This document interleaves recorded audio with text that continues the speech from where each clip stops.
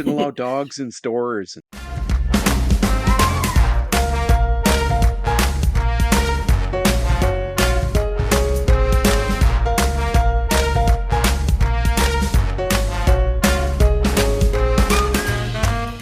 Hi, Tim. How are you? Great. How are you doing, Ryan? Good. It sounds rainy there. It is definitely very rainy here. Yeah, you better not have it be too loud. I don't want you to mess up this podcast. And is it raining where you're at? Well, it doesn't matter, Tim. All I can hear is yours. It's awful. What We about haven't Kristi's? podcasted in so long. Uh, and here And it then it is. has You're to just rain. Yeah. So we also have Kristi here today with us. Hello. Hi, Kristi. How are you guys? Very well. Excellent. Excellent. And it's raining here too, just in case you wanted to know. Everywhere. Yeah. So Everywhere. we're separated by what, 600 kilometers, and it's raining on both ends. Yeah. So we have Kristi here today to talk about her life as a travel blogger at one point, and other things in the writing world. Would you like to give an introduction to yourself, Kristi? Sure. Well, I am Kristi, as you said. And if we're going straight into the travel writing stuff, I was a travel blogger for 10 years. I had my own destination blog. The destination was Jamaica because I was a hardcore addict of that country. Couldn't stop going. So I thought, why not write about it and see if I can get myself known here. And I found out it was fairly easy to make a name for yourself in a small island, and it came with a lot of great perks. It was a good ride for those 10 years, for sure. 10 years. Is there one area that you favored over another? Where'd you spend most of your time? It's hard to say because as I grew, my preferences grew too. So I would say probably the bulk of where I spent my time for the first half of the thing was on the North Coast, which would be like Ocho Rios. There's a cruise ship dock there. Everyone knows about Ocho Rios. And then kind of for my second half of my Jamaica stint, it was the South Coast where there's like zero tourism. And I was just hiding out in a big house in the bush there. Lots of adventure in the South though. So I kind of got both sides of it. I covered the whole island, but living wise, the first time was on the north, the second time was on the south. So you write on Substack, Mm-hmm. which for those who don't know, it's an online platform where you can also send newsletters. I guess the very first thing you see when you go to your Substack is caution: reading this newsletter could result in testing positive for freedom. So maybe could you run a little bit through, you're an independent liberation advisor and what your goals are with that? Yeah, I want everyone to run away one time and see how it works out. I don't know, because this Jamaica thing for me, I quit a corporate job for that. I had a 10-year career with the government, and I put in 2 weeks notice and I moved to Jamaica. And so I always say I did it in ways that I would never recommend to anyone else. Like when I left Canada, I had $3,000 in the bank and no plan. So I made it work though. So that's why I say everyone needs to go find their freedom. And whatever that means too, it doesn't mean you have to run off and live off coconuts and rum. But, it's just that sounds pretty interesting. I know. And it tastes pretty good too. But I don't know. I just feel like everyone has their own version of what their, freedom would be. And I feel like everyone should try it. Yeah, well, for sure, everybody does have that dream, but most people don't ever dare to do it. So that had to be some scary moments there when you first made the break for it. I was terrified. When I wrote a small little book about it a couple of years into the journey, but one of the things that I remember in that book that stands out to me is when I sent my letter of resignation I worked for the city of Calgary. I actually couldn't hit send on the email. I had to make one of my coworkers hit send because I was terrified. But I did it. It worked. I was gone 4 weeks later. And it's always scary to try something big like that. And like I said, it doesn't always mean you have to flee the country and go live in the palm trees. It's a lot of people, their version of freedom might just be like buying a horse and learning how to ride or something. You never know. So when it comes to, say, what would you call it? Like the emancipation thing, which I really like. You're going to free yourself. You're just going to go do something wild and free. What are some survival tips, I guess? What were some of the things that you found out right away that helped you along the path? I would say do some research first. Like I didn't just find Jamaica one day and go there. I had been there several times before I quit my job and left. So yeah, do some research, make sure, like, I knew what it was like to be there as a solo woman. And it's not always a picnic. Because everyone down there thinks that they should be my husband. So I knew that going in. So you have to do your research. Don't just pick a spot on the map and go, So things like making your way, finding, I guess, how did you go down there with enough money? Did you find a way to make ends meet while you were there? Like, what's it like? Well, okay, what I did is I had my travel blog before I left. I started the blog in 2009 and I went, my first move attempt was in 2011. So I already had an apartment there as well because everything is dirt cheap there. So I was paying like $350 a month for a fully furnished apartment. And that made sense to me because it's way cheaper to pay $350 a month from Canada, even if I'm not there, than it is to book a hotel when I go, right? So I had the apartment, and each trip I would go, I'd leave stuff in the apartment. So I was just traveling back and forth with ease. And because of my travel blog, though, which was getting to be fairly well known, I was able to rent out my apartment to readers who were going on vacation. I was renting it for $350 a week. So it was pretty much paying for itself. And my neighbor in Jamaica, he was managing it for me, and his mom was doing all the washing of the sheets and all that stuff. So it was kind of a flawless turnkey operation, really. And that wouldn't have been possible without my blog, because this was back in the days before Airbnb. So that wasn't an option. But my readers knew I had the place, and they wanted to stay in it. So they were willing to pay.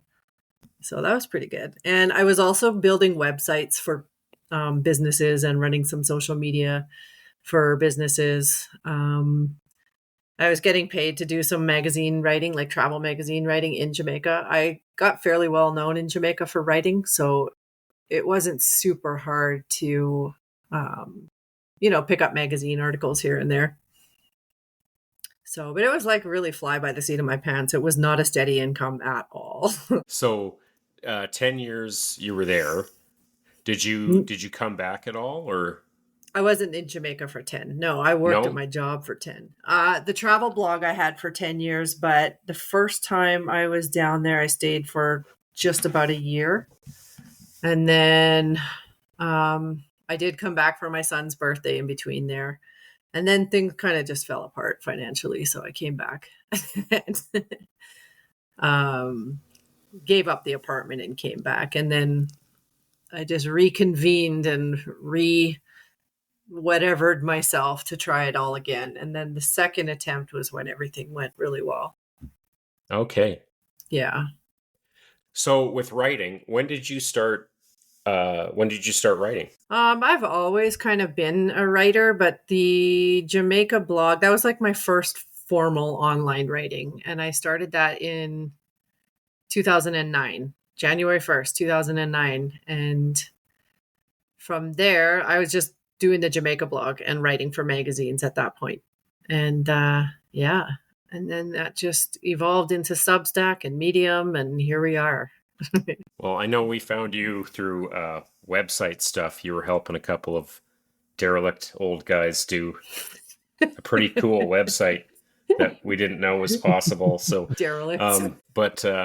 So I guess a big thing is I don't know, some other kind of stuff that you found, is there, what's the adjustment like? I mean, with Jamaica's a pretty, if I'm not mistaken, they got a pretty big, there was a pretty big British influence there at one point in time. So there's kind of like, what's the money like? What's the culture like?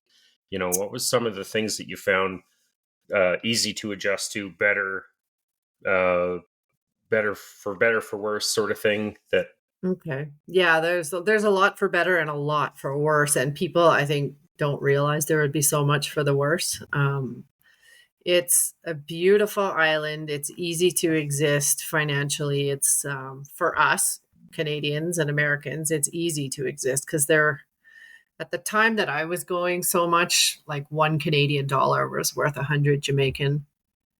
And like just regular everyday food, fresh food that you could get from any vendor in the street was dirt cheap. Rum is dirt cheap there because it's local, like Appleton rum. The expensive stuff was like a turkey. If you saw a butterball turkey in a supermarket, it was like $80 for like a little turkey.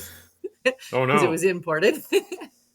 But and for the most part, the people are super friendly. But like I said, it was difficult to fit in. Most of my friends there were male because they're the ones that are most social with the females. It was really the hardest thing probably for me was I had no close girlfriends there, like nobody to have girl talk with because Jamaican women didn't seem that friendly toward foreign women. Do you know what I mean? And like nothing against them. It just wasn't a bonding type thing, Oh yeah, so that was difficult. You're stealing all the attention. Well, I mean, I don't know if that's what it was, but I don't know. I mean, it just wasn't like you miss your girlfriends. If you moved anywhere foreign, you'd probably miss your people too, though, right? Oh, it was. I did, and I do. Some of them. Some of them. Some of them I'd never miss. I mean, there were some I didn't miss either. But my next door neighbor there was really great. He was also an expat, and we shared like a common veranda. So we spent a lot of time together. He was from Guyana, not Canada, but he was also an expat. So he had some of the same struggles. The women loved him though, and the men loved me. So we shared that. It was really hard to, if you go out as a foreigner there, everyone thinks that you just want to pay and buy everyone drinks and all that. So that was the hard part. That was really hard. Rich people, foreigners are rich to them. So I've seen that in Mexico. They assume that anybody that comes from Canada, especially, is, not only rich, but a little bit of a pushover. So, yeah. It was, one of the most interesting things for me to watch. And I don't know if this will be like, do you guys watch 90 Day Fiance ever? Or do you know of 90 Day Fiance? Yeah. Okay. So like there was a lot of that going on. And when you live there and you are there continuously, you see it happen. So I knew guys like Jamaican guys who had different women coming every single week. And each of those women thought they were the only ones. And it was really funny to watch. And these guys like built their lives on foreign money from foreign women. It was incredible. Like I wanted to be a gigolo there and learn what they did because it was amazing. It really was. And there I was struggling for money and these guys are just having women send them money all the time. I'm like, wait a minute, there's something wrong here. I need someone to send me money. I should move to Jamaica. I don't think it works the way that I think it works though. So no, I don't know, maybe you track some women up to Cold Lake and, have a circle going. I don't think so. I don't think that's going to happen. I don't know if I'm a Cold Lake 10. I don't think so. But well, first of all, is they'd anyone have to a want Cold to Lake go to 10? No.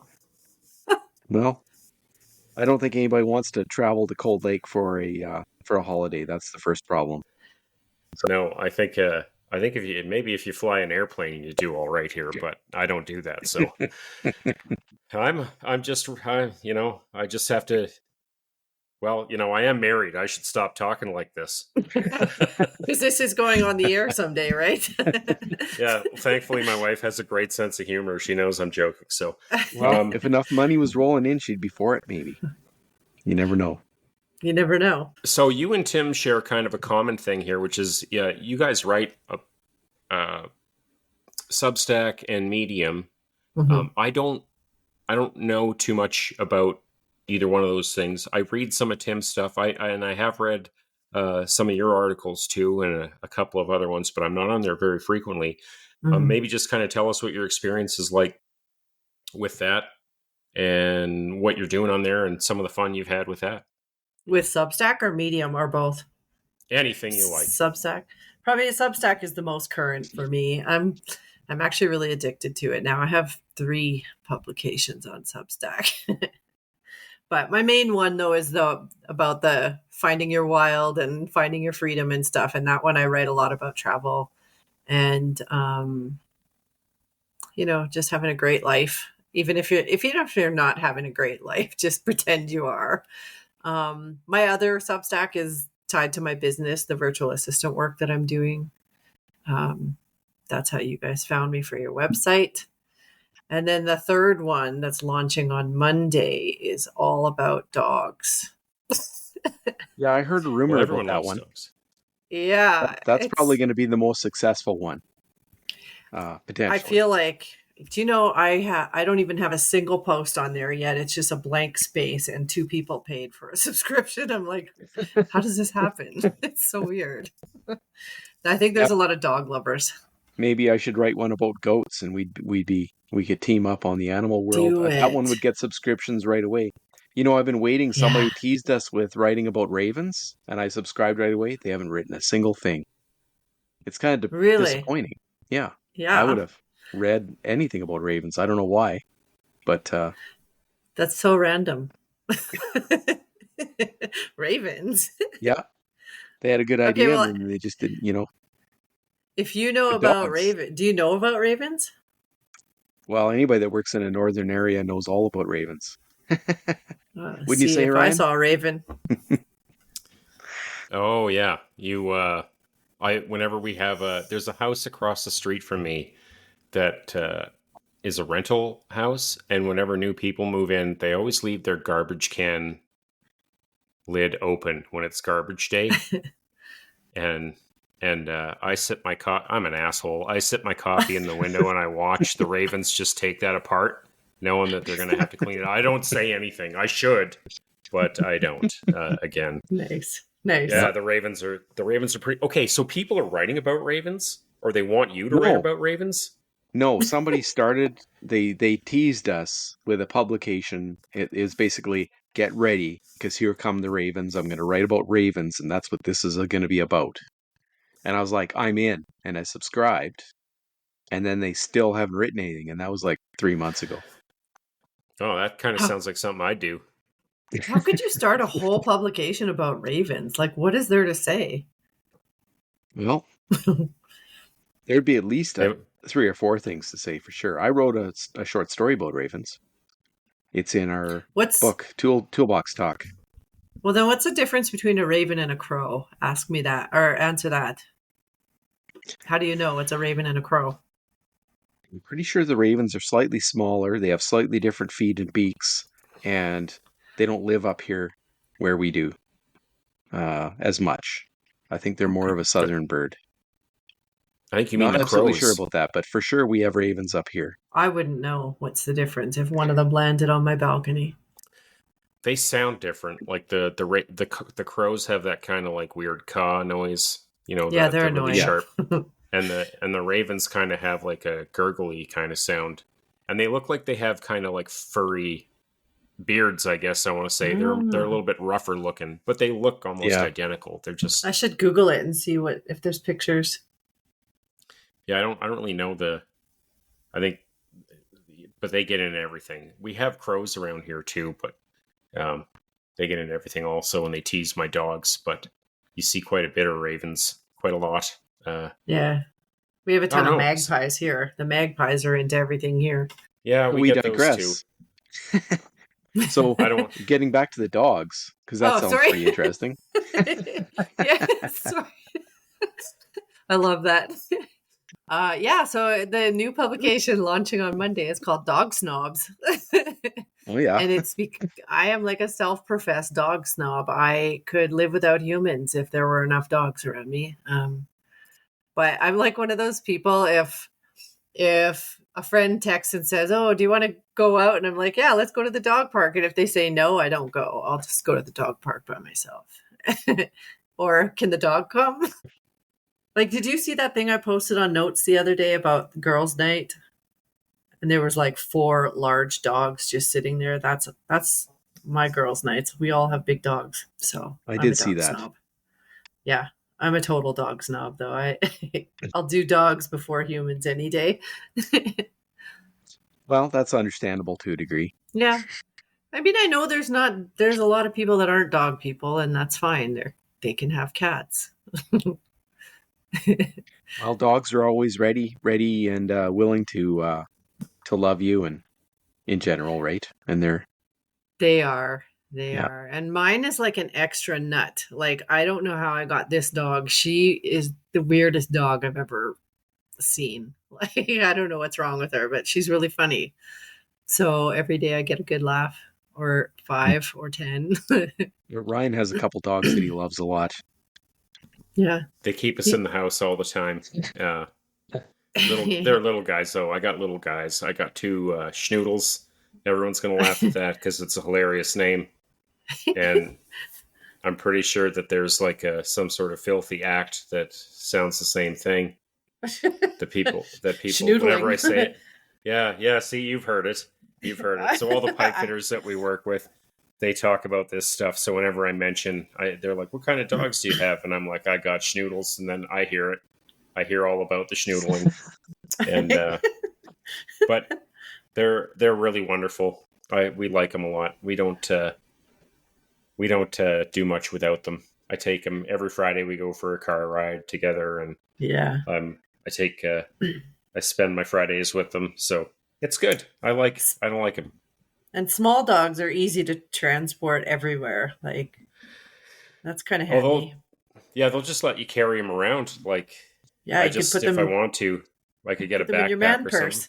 something. Yeah, no, I don't have one of those. But You could have But you if I could. wanted one, Schnoodle. You could put a snoodle in your your satchel. Snatchel. That sounds like something totally different. this is getting out of control here. Yeah, it's not G-rated anymore, right? Well, it never was really, but Okay. So, Tim, you look like your face this whole conversation has looked like you're not a dog guy, are you? Well, we always had dogs, and we not that long ago, 3 years ago, we had pugs, but the last one Okay. passed away, and my wife decided we are not going to have any more dogs for a little while, so we have a cat now, which is good. Okay. Oh, you're It's one not of the those same. guys. It's not the same. We love the cat, Yeah. but she's, a little jerk. So Yeah, cats are assholes. They can be. I mean, I've had all bad experiences with cats. Any house with cats in it, they haven't been great. And I'm allergic to them too. And they know it. So, like, when I'm in any cat house, the cats all come to me. And I hate it. yeah, cats can be challenging to own, but Yeah. so can dogs. But dogs make up for it in other ways. So They do. And dogs are a way bigger commitment than cats. Like, you could go on vacation and leave your cat at home. But and we do dogs. that. Yeah. We're not by ourselves. We have somebody come to visit. We have one of our friends, younger or daughters. She shows up and loves the cat for us and takes care of it. But which wouldn't work for a dog. No, it's full time with a dog, really. So, yeah. So now, if I start traveling again, it's going to have to be road tripping because I have this dog. So, with your new dog, do you have specific plans for your Dog Snob Substack? Yeah, I've actually written a lot of stuff about dogs in the last few years since I got this dog because she's so writable. Like, there's so much stuff about her. Yeah, and they're mostly funny. Like, mostly everything I'm going to write is funny. It's not all about my dog. It's just about dogs in general, but a lot of it is humor undertones and then the rest. There's probably going to be some serious stuff on there. And I actually want to invite guest writers into this publication as well, because dogs are a big thing and people love bragging about their dogs. So if anyone wants to submit stories, I'm going to open it up to that too. Yeah. But I think dogs do, I want to cover a lot about like emotional support with dogs, because I mean, you know, some of the sad part of my life, and my dog really kind of saved me. And lots of funny stuff, because I'm very active with this dog. We're out at the dog park almost every day, and you'd be surprised at what happens at the dog park. But I've also learned too, there's a lot of people in our age group who are just on their own and they have dogs. And when you end up, if two dogs pair up at the dog park, by default, you end up walking with the other person, right? And you just learn so much about people's lives by being at the dog park. A lot of people are going through it, you know, and their dogs are their people, basically. So it's really interesting. I don't know. It's interesting. Well, you know, since the last few years here, it's become acceptable to take your dog to like Canadian Tire or whatever. And I've heard that. Yeah. and there's, you know, I don't know, it seems like you see it more and more, people bringing dogs into stores. And at first it really, really annoyed me, because the rule part of me was like, they're breaking the rules. We shouldn't allow dogs in stores. And it was really annoying. But the last few months I've started to see the positive side to it, because like at first the old white guy in me didn't like the idea of the emotional support dog going everywhere. I thought people were getting soft or something, you know, like Yeah. that reaction. But now I can see, you know, why fight against something that makes people feel better? It's not really hurting me unless the dog's running rampant. But where I got to draw the line is I saw that person at it was what do you call that store? Home Depot. I was in Home Depot, and this woman had her emotional support ferret in there, and it was running around like a Oh, freak on the end of a leash. And she was you talking saw to it like, that? yes, and she was talking to it like it was a little child, and saying, no, don't go over there. Oh, and she was, you know, not pulling on it or anything, and it was running around on an extendable leash all over the place like a freak. You got I to draw feel the like line that's weird. somewhere. So Yeah, I would draw the line at a ferret. Like, what is a ferret doing for you, really? I don't know. I'm not sure either. But anyways, so Yeah. I'd have to say I do now support dogs in stores, but maybe not restaurants. I don't think they're allowed in restaurants. They are allowed on patios though. I've worked in restaurants a lot, and lots of patios let dogs come in. I was shocked to find out there's a chain of coffee shops here in Calgary that let dogs come in. Hmm. My dog trainer told me, because my dog is kind of she's anxiety ridden. She's not the best in strange situations. So my trainer said, go try her at this coffee shop, you know, just get her out and see how she does. And I was shocked that a coffee shop would let people are just hanging out inside with their dogs. It's cool though. It's kind of fun. Mine would never be allowed there. You could go Why? take your They're dog down to the well. schnoodle shop. Oh yeah. I am not. I'm not. I'm just gonna level with you. I'm not a good dog owner. Like my dogs aren't trained. They're free range dogs. They're they are you know, they're wild. They're Wildhood dogs. Yeah. So you could write a story and give it to me for my publication. Yeah. They have no rules. They run my house. They get up on the furniture. They lick my face. They sleep in my bed. They're loud. They bark at everything, and I don't All care. little dogs do that. Sorry. Yeah, I don't even care. But we just don't. I'm not taking them to the coffee shop. That's all there is. They're not getting. Everyone's like, oh, you know, their birthday's coming up. They're brother and sister, so they have the same birthday, and everyone's like, oh, you could just take them over to, you know, I guess Starbucks has a puppuccino. You could get your dog a puppuccino there. Yeah. And I was like, that sounds great. I'm never doing that. They just like scream at everybody that they saw out the window. So Oh, yeah, I that's can't. funny. I They're mean, my they're dog is kind of the same. She's not great indoors and she's not great on patios because everyone is a suspect to her. If you Oh walk up yeah. to her and you don't have a dog with you, you're not supposed to be there. Um, and at the dog park, she's definitely the alpha. Um, she loves every dog though. She's never had a fight, but on leash, if she's on a leash, she's completely reactive to all dogs. It's the weirdest thing. But off leash, she's fine. She gets along with all of them. So she's really unpredictable. So I'm always on my toes. yeah. Well, I That's think the this. you see. Go ahead, Tim. Oh, you go. I'm done. I lost my train of thought. So polite Canadians. You go. No, you Yeah. go. It's a podcast of us just saying, no, no. I'm sorry for talking over you.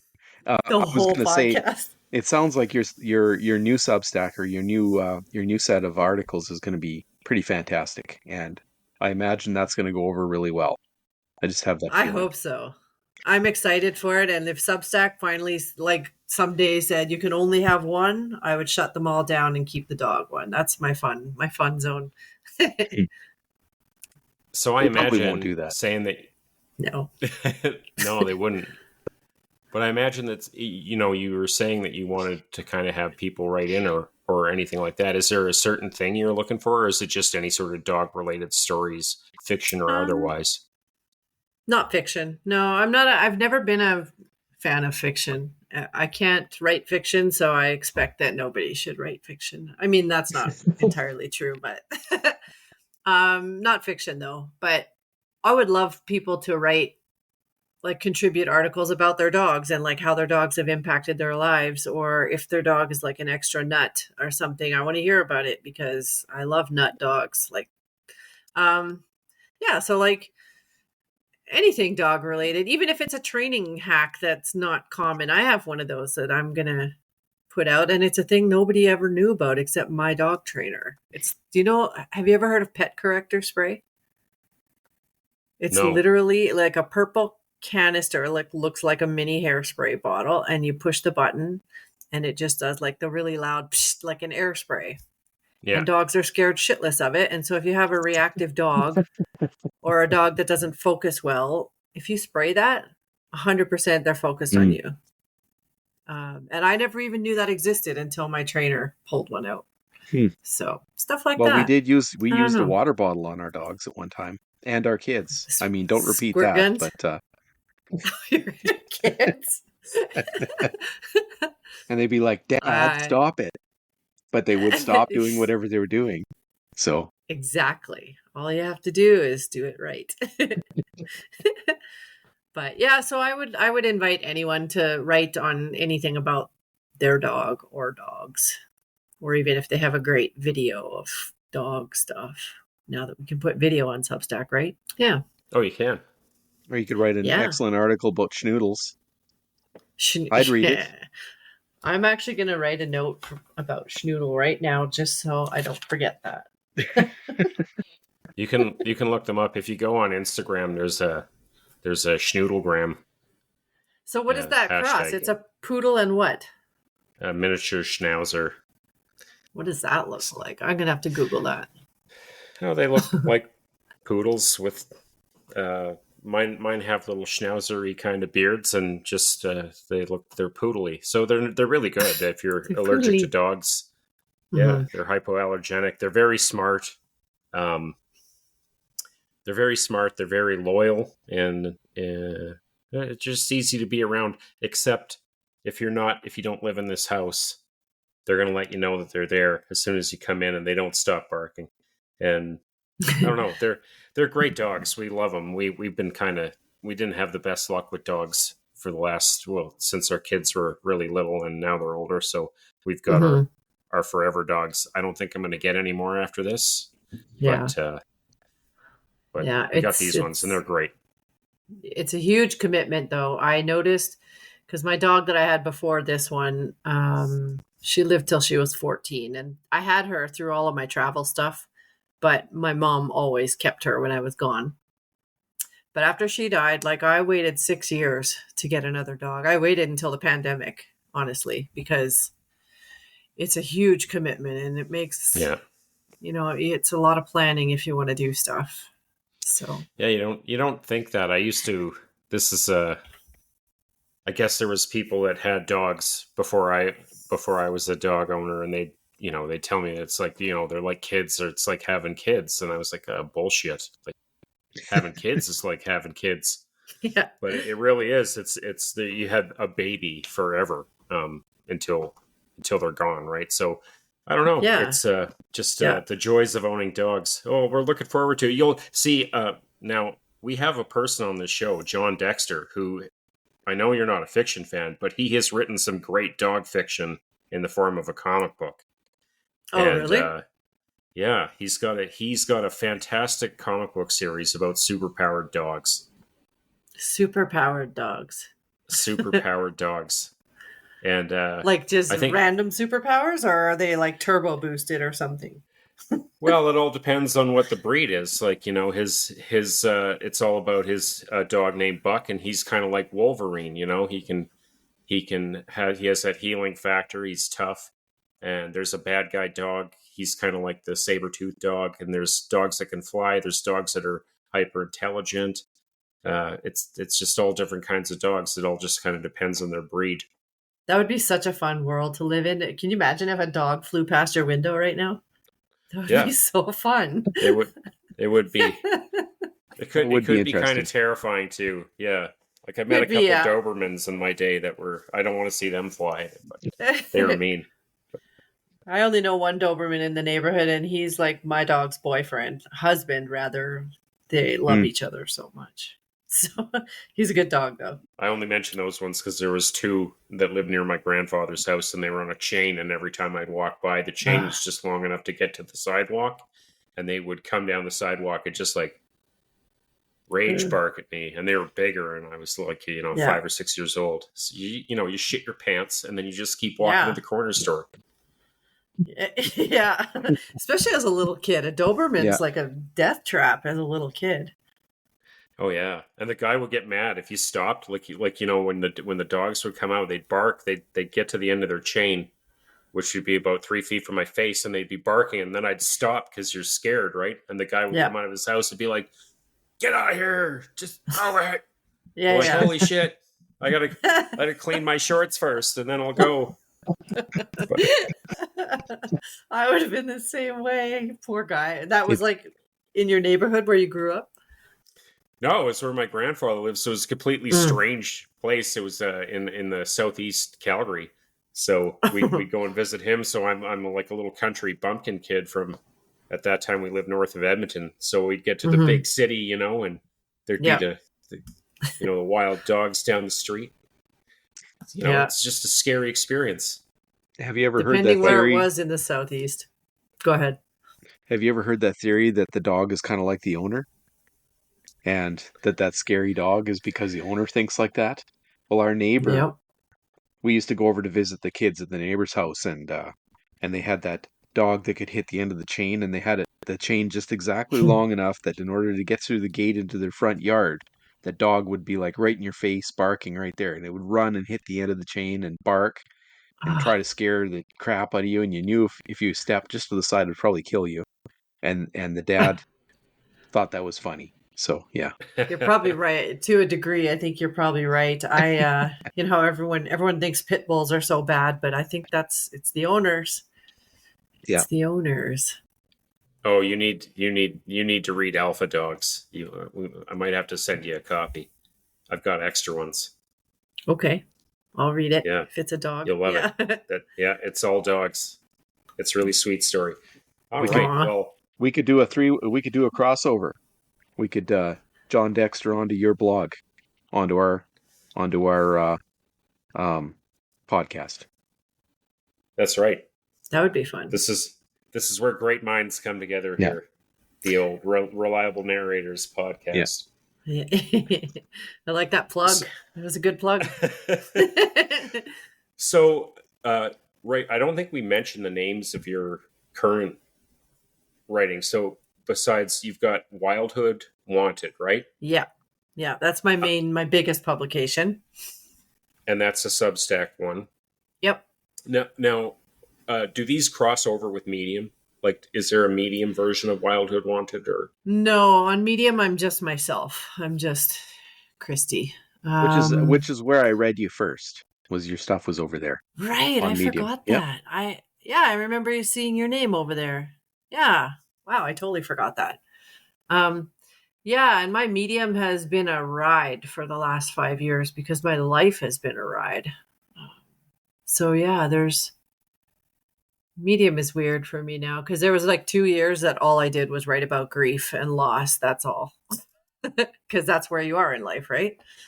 So yeah, it's kind of an up and down thing. But yeah, Wildhood Wanted on Substack and then Dog Snobs on Substack.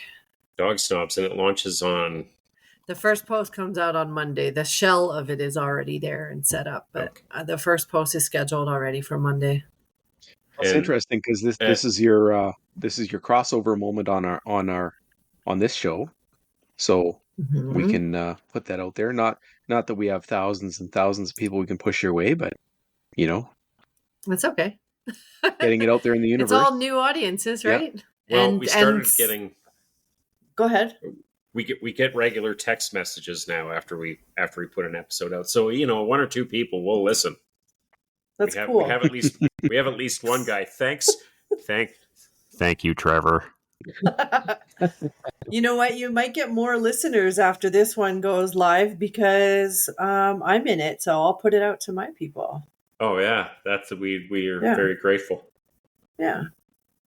So we should narrow it down so we can find you on wildhoodwanted.substack.com and Dog Snobs.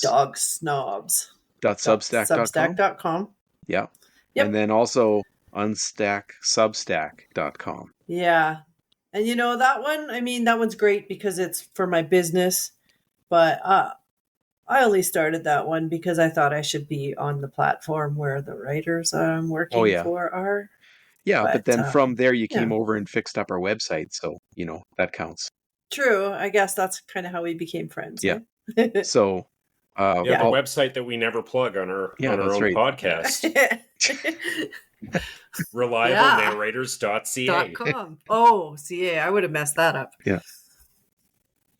Well, we'll list it underneath yours. Well, as evidence of your work on our website, in the show notes. Okay. So anybody that wants to know where to find Kristi, they can look on the notes for this show, and we'll have them all listed there. And likewise, I'll let everyone know where to find Tim and Ryan. So what's your future plans after Dog Snobs takes off and hits the relocate to a cabin in the woods and get more dogs? Honestly, what I would really, really, really love to do is just get out of this condo. I want to make money on Substack because I live in a condo right now and single people can't live anywhere else. It's ridiculous here. And I can't have more dogs until I don't live in this condo. So, well, you could move to a lake property in northern Saskatchewan quite easily. Aren't there mosquitoes? They're really, really big. Well, there could be. A lake property, though? Yeah, why not? Huh. That's what I want. Maybe I'm going to have to go online and look for that. We'll shoot you a message later. Well, do. You got to just remember, the bigger the mosquitoes are, the easier they are to hit with a shotgun. Your dog can take them down for you.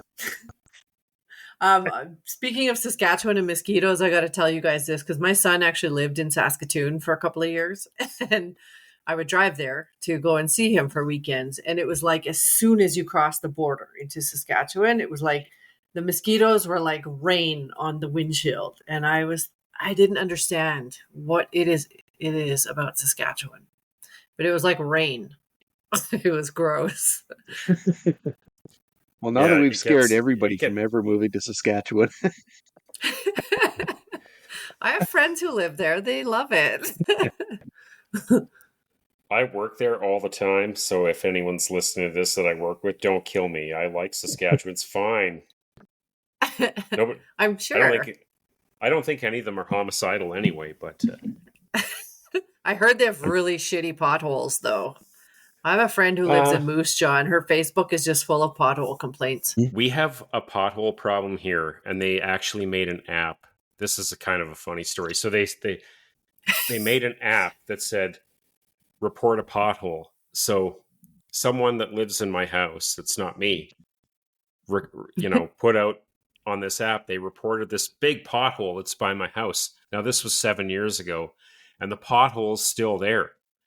It's never been fixed, but we've reported it several times over this cool app. It's like, hey, we made this like $25,000 app or whatever. So now we saw a thing on the internet where someone figured out how to get these potholes fixed, because I'm not going to go buy the asphalt and fill it myself. What you can do is I have all kinds of spray cans. And if you just go out there and just spray paint a big dong around the pothole, then they'll come and fix it. And somebody did this in another city and it got fixed right away. Wow, who knew? Yeah. So if you got one that's especially pesky around your house, I haven't tried it myself yet, but apparently it does work. I mean, my whole street is full of potholes, and they do the same thing. They come with just a shovel and some black stuff and fill one hole, and it's the worst fill ever. That by the end of the summer, it's a pothole again. It's so stupid.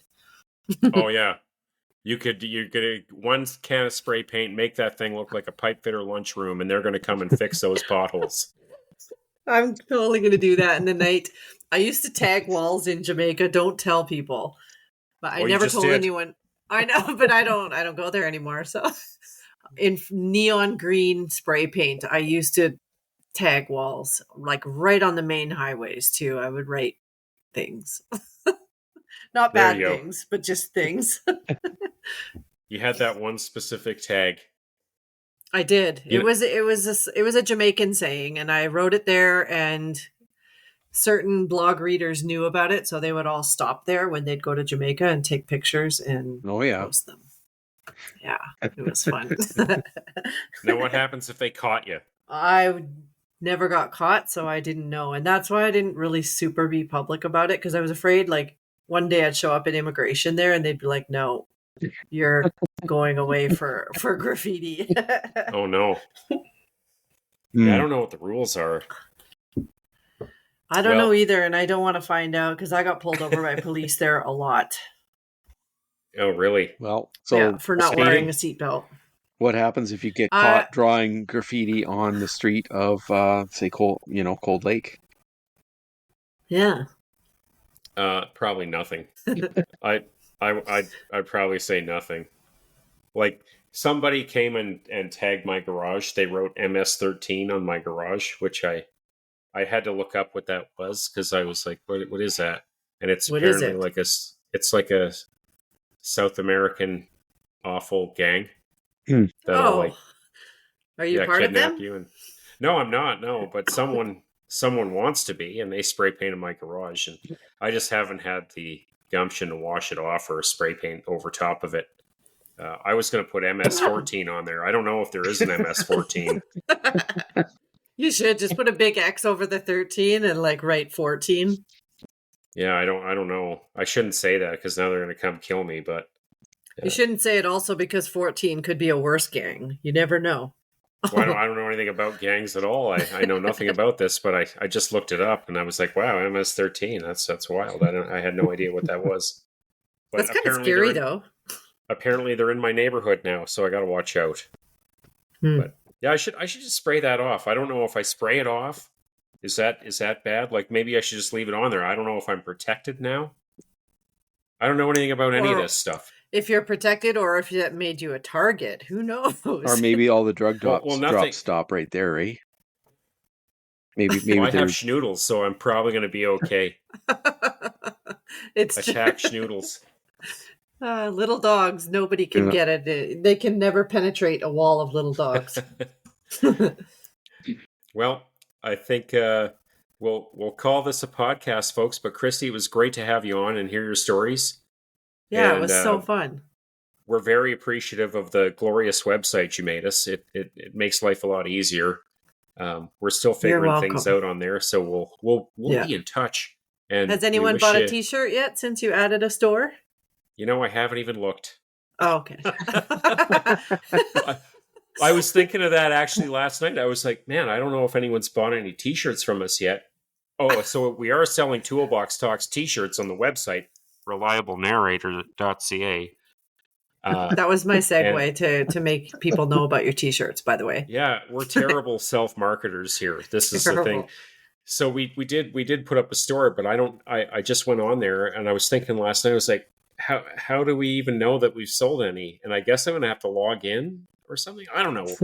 Listen to me. This is like an old man yells at cloud podcast where I don't know how to log in to the stuff that I made Is and this figure thing out what on? it is. Yeah. How do I turn it off and then back on again? Something tells me you might get an email if you sold a product because you signed up for some kind of POD service, right? I don't know. You should. You don't Would even care. That's awesome. I think you could get one. I should just buy one and see what happens. Well, yeah, Buy maybe a we should go t-shirt. buy one. I need one anyways. Yeah, and Yeah. it'd be. We'll report right. back next time. Okay. Oh Sounds boy. good. Okay. Off the rails again. There we go. All right. It's the best Well, kind. Stick around after we hit stop recording, Christine, and we'll do an after talk, a quick one. Okay. Sounds good. So- Okay. Thanks for having me, you guys. This was fun. Yeah, it's been a slice. Yeah, it's been a slice. Slice.